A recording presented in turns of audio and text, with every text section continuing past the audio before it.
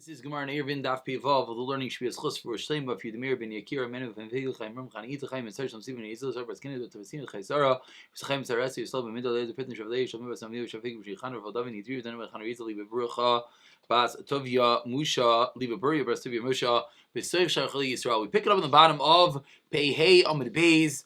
We are in the middle of discussing the end of the Mishnah over here. The end of the Mishnah ended that Rav Yehuda said, and we'll just scroll up a little bit so everyone can see it in the Mishnah itself, that Rav Yehuda said, if there's a tfisas yad of the balabayis, einoi oiser. Again, we all know the classic halacha that we've seen many times, is every single person has to partake in the Eruv, in the Shituf. So what happens? If there's one person out, it's no good. Says Rav Yehuda, but if the Balabayis has a Tfisas Yad, he has somewhat of an ownership, he has a stronghold in each per house, then it doesn't answer, because then it says if the owner, the Balabayis, has ownership in each and every house, which of course, as we're going to see, this is going to be one of the big precedences, we'll just mention it now, how they're going to matter Eruvin. Many people have been asking, we all know, we make Eruvs. The question is how? Everyone has to partake. We've learned all the Gemaras that the guy doesn't get involved. What if this person doesn't get involved? So one of the ways they're going to do it is they're going to try to get a tfisas yad, somewhat of an ownership. I think we might have mentioned they might get it from the electric company, they might get it from the government. Somewhat of a way, since the electric company has the box in your house, that means they have something in your house. That's at some level perhaps a tfisas yad in the house. So it says the Gemara, 2 lines from the end of Peyam and the base. It says the Gemara, Chazir shel Bunyas ben Bunis, like the chutzner of this person Bunyas ben Bunis, which there's a gears over here, whether it was the same name as his father, whether it wasn't. We know Sephardim name after the father, Ashkenazim generally do not, but that says the Gemara. What was this case? So let's look at Rashi. Rashi, 2 lines, the last line, I'm sorry, he says, Rashi says he was an Ashir, umashal batish of a chatzir, he would lend out the houses in his chatzir, lachirim, v'hayu lo kelim bekulam, he was a wealthy person, and he had kelim, he had utensils in each and every house, shemitech asher le kelim harbi, he had a lot of kelim, so each and every house, he had a stronghold in each house, because he had a keli in each and every house, therefore, this would be the quintessential case, that it would not aser, it's not considered that they're all different owners, it's considered this guy Bunyas, he was the owner of everything. Now the Gemara says a story about him, Maslik made the Rebbe, the Rebbe saw this man Bunyas, and Rebbe said, clear out a way for this person who's chashiv. A different person came. So Rebbe said to this other person, moving along too, clear an area for a 200 mana, sounding like the second person was even more chashiv than the first person.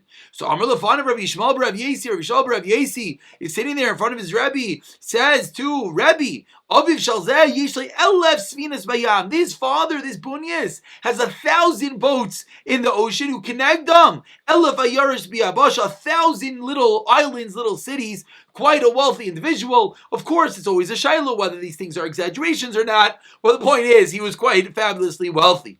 Amr Lai, so Rabbi said, so he's asking the second person, you seemingly give him more honor, more chashivas, cleared a big area. Why? Amr Lai, Rabbi responded, tell him when he goes to his father, Emar Lai, you should tell him, Al tishagru b'kilim alalu, don't send me in these kalims. Meaning he wasn't dressed in a way I did not know that he was such a wealthy person. Lifnei Rabbi.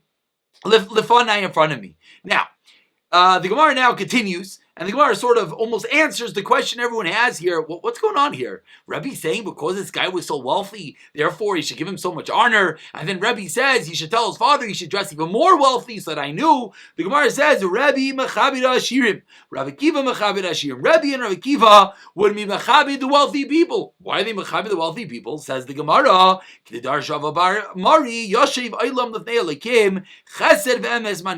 Hashem is sitting in chesed, in good deeds, and in emes, and in honesty. Now the Gemara darshans up this pasuk. When does the world sit in front of Hashem? Bizman, at a time shechesed ve'emes mani tzaru, when chesed and emes are nourishing the world. And now we know the secret, which the Mefarshim here speak out. He wasn't just honoring him due to his wealth. He was honoring him due to the fact that he gave tzedakah, the fact that he did chasadim, the fact that he used his money for good reasons. And of course, we know money could be the greatest thing in the world. It could give you the most mitzvahs in the world. Or, of course, it could destroy a person. And Rebbe here was saying, you're a person of honor, you're a person of stature. Different Mefarshim speak out. People should know you have money. So they could come and ask you for tzedakah. They could come and ask you for a loan. Not just because of gaiva, of course, not. And the Gemara is learning that out from this pasuk. Says the Gemara, Rabbi Baruch Hana Amar. Now we go back into the Mishnah. The Mishnah said you have to have a stronghold in every house. So what's an example? So we started off this case of Bunyas, and we said that he had Kalim in every house. Now the Gemara gives other examples. Rabbi Rechana Amar, about 10 lines down, Peivav Amar Aleph, Kigon Yesed Shamach Reisha.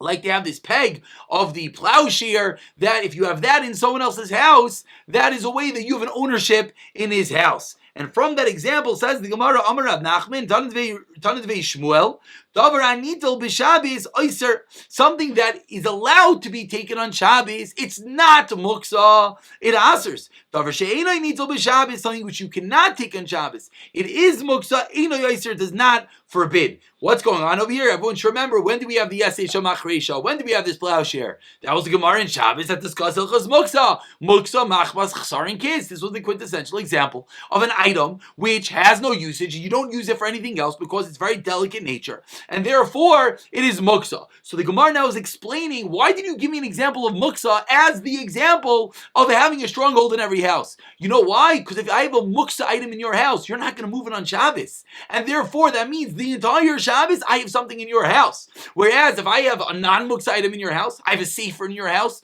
what does it help? During Shabbos, you might come use it, I might come pick it up. So not necessarily does that help, and therefore says the Gemara, it will aser. Again, davar anitel b'Shabbos, something which is not muksa, aser. It asers, meaning I don't have a stronghold in your house, meaning we have two different owners in this chutzner, meaning we have to create an eruv. Davar she'enoi nitel b'Shabbos, it's not counterintuitive, just have to think about it. Davar she'enoi nitel b'Shabbos, something which you're not allowed to take, it is muksa, enoi aser, it does not aser. Why? Because that means you're not going to move it, that means I have a ownership, something that's always going to be in your house. Tanami Achi says Gemara, Raya Yishlei Tevel, Yishlei Hashashis. If you have Tevel, something that should muksa, Yishlei Hashashis.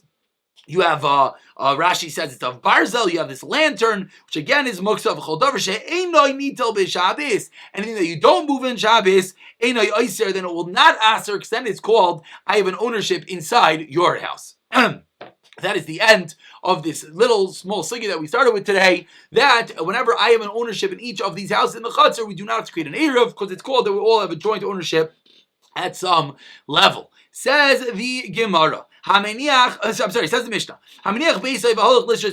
The Mishnah, a concept that we've had quoted before, and here's the Makar. You leave your house and you go live somewhere else. Says Rameir, even if you're not home, it asers. The fact you have a house in this chutzner, again, let's give a simple case. We have a chutzner with 5 different people living there. I'm one of the 5. I go away for Shabbos. If I am not part of that eruv, says Rameir, it asers. Seemingly sounds like that the point is that a dira, even without bailim, the house, even without someone there, sounds like according to Rameir, it asers, even by a guy. Rav Yehuda, no, Einay Aser doesn't aser. And again, that was the machlekes that we had back then, whether a dira below bailim, a house without an owner, a house without someone living here because I went away for Shabbos, whether that is called a dira dwelling or not. Rav Yesi Aimer Nachri Aiser Yisrael Eina Aiser. Rav Yesi says if a guy goes away on Shabbos, then it asers. You know why? Because he might come home. He doesn't have Shabbos. He went away to the beach. He went away for overnight. He might come home Saturday morning. Says Rav Yesi, therefore it asers. But a Yisrael, a Yid, a Jew, he goes away for Shabbos. He's not walking home on Shabbos. Therefore it does not aser. She'ein der Yisrael lavai b'Shabbos. Jews are not going to come home when they go away for Shabbos. Reb Shimon Aimer, the opposite extreme. Further in that extreme, says Reb Shimon, you leave and you go to your daughter. But you know where she lives? She lives a few blocks away. Says Rav Shimon, still Einoi Eiser Shkvar Yisiya Mi Liboy. Says Rav Shimon, you went away for Shabbos. Who cares that you're 3 blocks away? You're not coming home. You're by your daughter for Shabbos, and therefore it will not aser. You are not part of the equations if you don't live there. Says the Gemara, the obvious diak of the Mishnah. What did Rav Shimon say?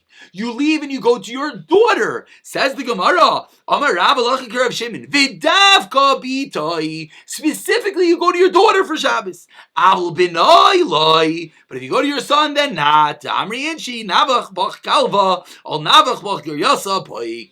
That when it comes to the son, when it comes to the daughter-in-law, then we're afraid you're going to get into a fight. The lion's going to come bite you, and therefore you're going to come run away. You're not going to be able to reconcile the fight with the daughter-in-law, and therefore you're going to come home on Shabbos. But when it's your daughter, even if you get into a fight with the son-in-law, the daughter will know how to deal with pops. The daughter's going to know how to deal with the father, the parents. Therefore, we assume that she'll plaque it and she'll get everyone happy, and therefore you'll stay for Shabbos. So when it comes to the daughter, we assume even though it's in the same city, you're not going to go home. When it comes to the son, we are more concerned. Moving along to another Mishnah.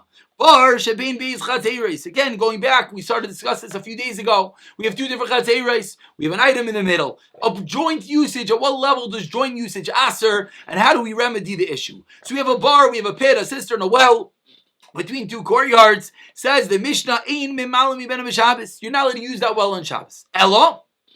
First of all, why can't you fill it up from on Shabbos? Seemingly, number one is the water is all mixed together. Water moves. So seemingly things in my chutz or things in your chutz, or it's moving all around, and my usage and your usage answers on each other.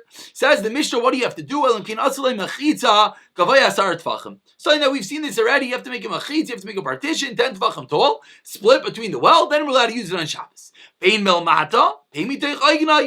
you make the machitza, the wall on the bottom of the well, whether you make it at the lip of the well. Again, we're going to quantify and clarify exactly what this means. Clarify, actually. Shimon Gamliel Laimer said that's a Tanakama, where you make the wall wherever you want. Comes in Shimon Gamliel and he says, Beishamai Oimre Milmata. You got to make the wall, the partition on the bottom. Beisil Oimre Milmala. Got to make it at the top.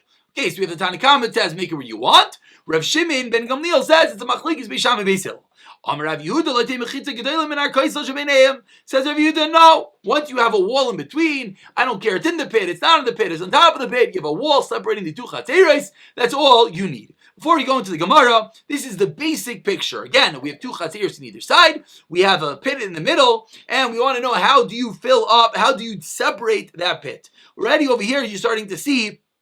They're putting a wall there, this 10 tefach wall, and the question is, we'll just speak it out, the different options. That wall, does that wall have to go all the way into the water? Does that wall have to go sticking out of the water? Does that wall, could it be on the top of the pit? Does that wall have to be lower down near the water? And that is going to be the machlekes that's going to ensue right now in the Gemara. So again, we had Rav Shimon Gamliel that said to machlekes Beishami Beis Hillel, whether milmata on the bottom says Beishami or milmala the top says Beis Hillel. Says the Gemara, a two-way machlekes how to understand this word milmata and milmala. Of course, these are perspectives. So whenever you have it's on the top, it's on the bottom. On the top of what? The bottom of what? Says the Gemara, Amar Rav Huna, lemata mamish. Says Rav Huna, you know what the bottom means? All the way on the bottom. Now, don't get tricked by the word mamish, because someone might read those words and think, all the way in the bottom, all the way in the water on the floor. So look at the first Rashi. Rashi says, lamata mamish samuch lamayim, close to the water. You don't have to touch the water, but it means on the bottom. Again, we have this pet. Actually, you know what? This is going to be a perfect example. Over here, here's water. So you'll have over here, the question is going to be, I think you can see the water in the cup. The question is going to be, where are you going to put the wall? Does the wall have to go into the water all the way to the bottom? Does the wall have to go up to the top to the lip? And that is going to be the question of what's going on over here. So it says Rav Huna, Lamata mamish means, I just had to drink a little more, it means inside the well, but not into the water or into the ice cubes like we have over here. Lamala mamish, on the top half of the well, but not into the water again. Bar, both of them inside the well, not over the top of the well. That is Rav Huna. Let's see the opposite, and then we'll show the pictures. Rav Yehuda Amar, don't get nervous that we're not going to show the pictures because I showed my cup. Rav Yehuda Amar, lemata min hamayim. Inside the water. Lemala min hamayim. On top means on top of the water. So again, Rav Yehuda says lemata is inside the water. Lemala is on top of the water. Everyone right now is thinking, 1 second. Rav Yehuda, when you said lemala, on top of the water, that is what Rav Huna meant of lemata. So Rav Huna's lamata meant all the way down close to the water, which is true, and Rashi points out that cheshbon. So let's see the pictures over here. Here we have, again, you have to make a machitza gvaya sar tvachim, and this is a picture in the water. This is another picture, just a little bit of a more modern day picture, as you see over here. Here's a wall, lamala, above, not touching the water, and lamata. This was the first opinion of the Gemara. That what did lamata mean? Lamata meant in the well, lamata on the bottom, but not inside the water. Comes along the Gemara, Rav Huna, no. This is Rav Huna. I'm sorry, this is the first opinion. That lamata mamish means not in the water, but inside the well. Again, this was also Rav Huna. One more time, it means not touching the water, top and bottom of the well. Here is the other Rav Huna. And then it comes along Rav Yehuda, says, no, lamata min hamayim. It has to be inside the water. And here's Rav Yehuda again, inside the water. That's going to be the next step of the Gemara. Comes like the Gemara. Now the Gemara wants to know, what exactly is at the bottom of this machlekes? Are we just arguing what the word lamata means? Obviously, there's a reason Rav Yehuda says it's in the water. Obviously, the reason Rav Yehuda says it doesn't have to be. Says the Gemara, Amali Rabba Rabba, Chanan LaAbayi. Why did Rav Yehuda say it has to be in the water? You know why? Ma'ishra lamata, mamish, deloy erva mayim, lamata min hamayim nami, ha erva mayim. Says the Gemara, you know why? Seemingly Rav Yehuda was bothered that the water is going to mix. One more time, let's read it again. Rav Yehuda lamata, lamata min hamayim, ma'ishra lamata mamish deloy. Why, when it's lamata mamish, why Rav Yehuda's wording did he not like? Why did Rav Yehuda not like when the wall was outside of the water? Why not? The erva mayim. You know why? Because the water mixes. When you have the wall, in this case, when you have the wall on top of the water, all the water is mixing underneath. So what's the wall helping you? Says the Gemara, 1 second. Lamata min hamayim nami. In Rav Yehuda's case, when the wall was inside the water as well. Ha'irva mayim, the water is still mixing. So again, let's go to the picture of Rav Yehuda. The water is in the wall is in the water. But seemingly, the Gemara thinks that it doesn't stick up all the way on top. The water is still all mixed around. Answers the Gemara, Amar Lei, Loi Shmi L'cha Hadam Rav Yehuda, did you not hear that Rav Yehuda said, Amar Rav, Umatba Mishum Rav Chia, Sar Sheyirba Roishal Kanan L'mal Min HaMayim Tefach. No, it has to stick all the way up. So the wall, according to Rav Yehuda, has to go all the way to the floor, 10 Tvachim, and stick up a little bit. So now there's going to be no mixing of water. Visu, and furthermore, Hadam Rav Yehuda L'mal Min HaMayim. When Rav Yehuda said that the wall is on top of the water, Ma'ishna L'mal Mamish D'loi. Why did Rav Yehuda not go with Rav Huna's opinion that meant that the wall is on the top of the well? Why? Derva mayim. You know why? Because the water's going to mix. Lamal min hamayim nami yerva mayim. So too in Rav Yehuda's case, the water's still mixing, because we think right now the wall is going until the water. So underneath it, it's still mixing. Amar leilo shmilach adatani Yaakov karchina sarech sheyishka rishkanim hamayim tefach. The wall has to go into the water at tefach. And therefore, it'll be a hecker at some level that it's not mixing. Let's see the pictures over here. Here's where you see Rav Yehuda holds that the water goes into the water and the wall, and it's sticking up, as you see here in the picture, it's sticking up a tefach. Continues the Gemara, that has to be the Rashi Kanim are nicker le malo. Over here you see that it's lamala min hamayim, but look carefully at the picture. What do you see? The wall goes into the water at tefach. So of course, obviously underneath the tefach it mixes, but explains the mafarshim at some level. It's a hecker. It's recognizable that it's slitting up the water. Says the Gemara, Velhad Amar Rav Yehuda. Now we go into the last part of the Mishnah. That which Rav Yehuda said. Kaira arba materes b'chorva. That which Rav Yehuda. I'm sorry, not the last part of the Mishnah. Well, it's going to have to do with the last part of the Mishnah, because what's Rav Yehuda at the end of the Mishnah say? Rav Yehuda at the end of the Mishnah said, if I take a wall and I put it across this wall, that's all I need. Doesn't have to go into the water. That's it. Just a straight up wall on top of the water is enough. Asks the Gemara, Rav Yehuda holds, Kaira araba materes b'chorva, when we have a rune. And that was the picture, which we'll show again in a minute. And we have a beam, a horizontal beam of 4 tfachim that allows you to carry in the chorva. Rav Nachman Amar Rav Avua, and Rav Nachman said the Rav Avua, Kaira arba materes b'mayim. He says that this din of the kaira, this din of this 4 tefach wide beam works for water. Haka azil deli leidach gisa umaisi. What's going on over here? The pail goes underneath that area. Here we go. Here's the case where we have a chorba. This is the runes. And we said that when you have this 4 tefach wide top, it's going to allow it. Why does it allow it? So the picture here beautifully brings down from Rashi, Pi tikra yoyer v'saisin. The edge of this beam goes down and effectively closes it off. And that's why it acts as a mechitza.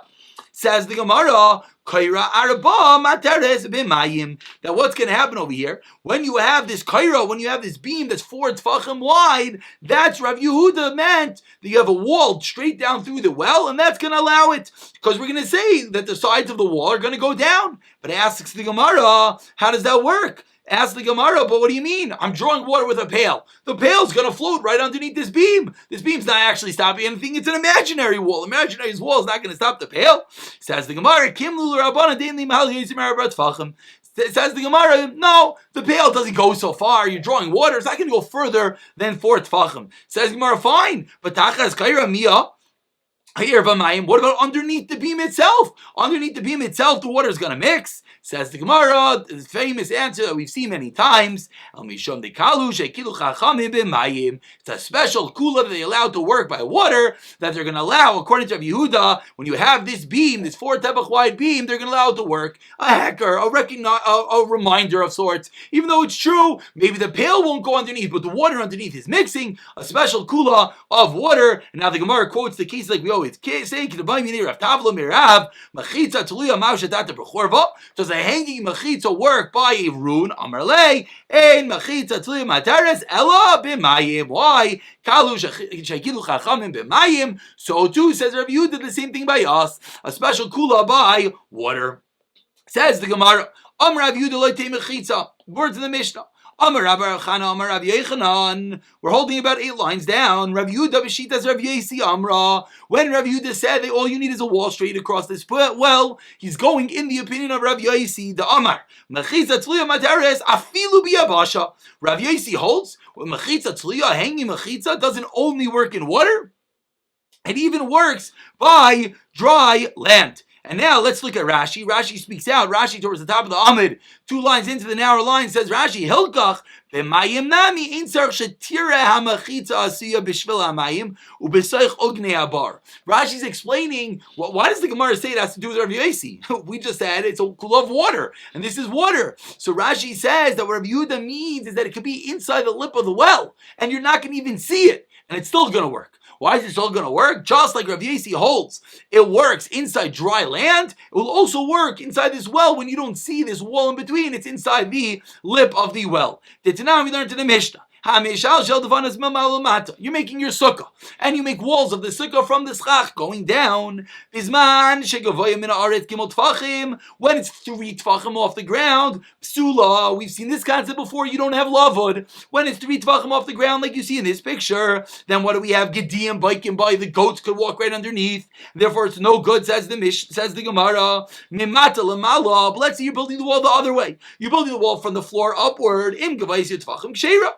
Once the wall is 10 tefachim tall, that's all you need. Because once you have a 10 tefach tall wall, you have a din of a machitza, and then it goes up ad l'raki Evans, even if the schach is further away. I think we have a picture of that. As you see over here, once it's 10 tefachim tall, we don't care if the schach is higher up. Says the Gemara, however, Rabbi Yesi says, Kishem shalamata lamala asara. Just like when it goes up, 10 is enough. Kach mamala lamata asara. Excuse me. Rabbi Yossi allows a machitza tliya, a hanging machitza, to work, even when there's going to be 10 tefachim gap in the bottom. Even though there's going to be gedim, they're going to walk right through it. Says Rabbi Yossi, you have a din of a machitza, you have a wall. I don't care if there's a space underneath. So this is a special kula that Rabbi Yossi gave, even by Yevesha, even by dry land. So Gemara now wants to say that Rabbi Yehuda is going in the opinion of Rabbi Yossi. Says the Gemara, no, it's not true. Like Rabbi Yehuda serve like Rabbi Yossi, but Rabbi Yossi serve like Rabbi Yehuda. The two are mutually exclusive. Rabbi Yehuda in our mission that says that this wall works across the well does not have to hold like Rabbi Yossi. And Rabbi Yossi by Sukkah that says that when you have a 10 tefach wall hanging, it doesn't have to reach the floor. It doesn't necessarily hold like Rabbi Yehuda. Explains the Gemara. Rabbi Yehuda does have like Rabbi Yossi. Why not? Can come Rabbi Yehuda Elo Be'eruv chatzir is derabanan.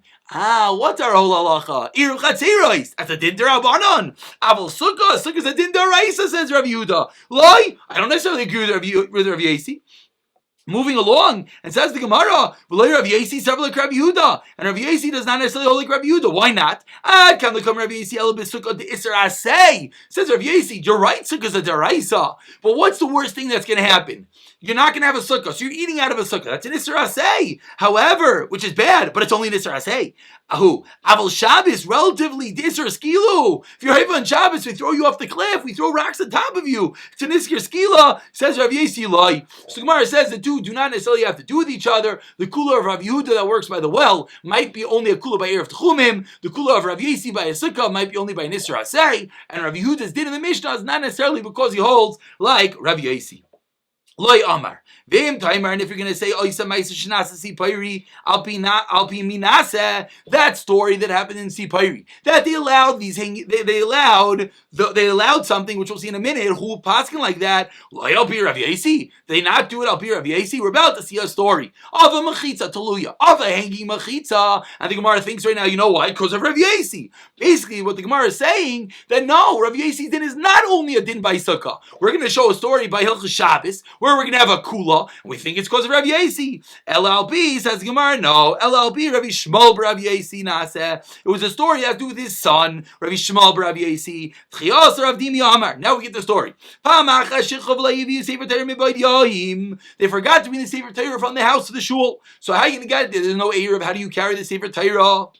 Lamachar. The next day, what do? Parsu Saldan Alamudim. They hung up sheets on pillars. And then, if you Sefer Torah Vikarubai, they brought the Sefer Torah and they read. As we see over here in the picture, what happened? You have your house on the right with the Sefer Torah. You have your shul on the left. How do you get your Sefer Torah there? So, you know what you do, the Gemara thinks right now, is you put up a chitzais, and that allows you to carry the Sefer Torah. So the Gemara says, seemingly, this shows us that mechitza tluya, hanging mechitza, is okay, which we thought was like Rav Yasi. Now we're saying, no, it's like Rav Shmuel, the son of Rav Yasi. Says the Gemara, whoa, slow down. Parsu lechatchila mishari, what are you talking about? The whole discussion was if a hanging mechitza works. No one ever spoke about hanging a mechitza, actually erecting a partition on Shabbos. That's not allowed. We know that already. Ba'akol maidim. We learned to sing Mar on Shabbos. Everyone agrees she'ein oisin oyel arai b'Shabbos. You're not allowed to make a temporary partition on Shabbos. So what are you talking about in that story? Who says they made these temporary partitions?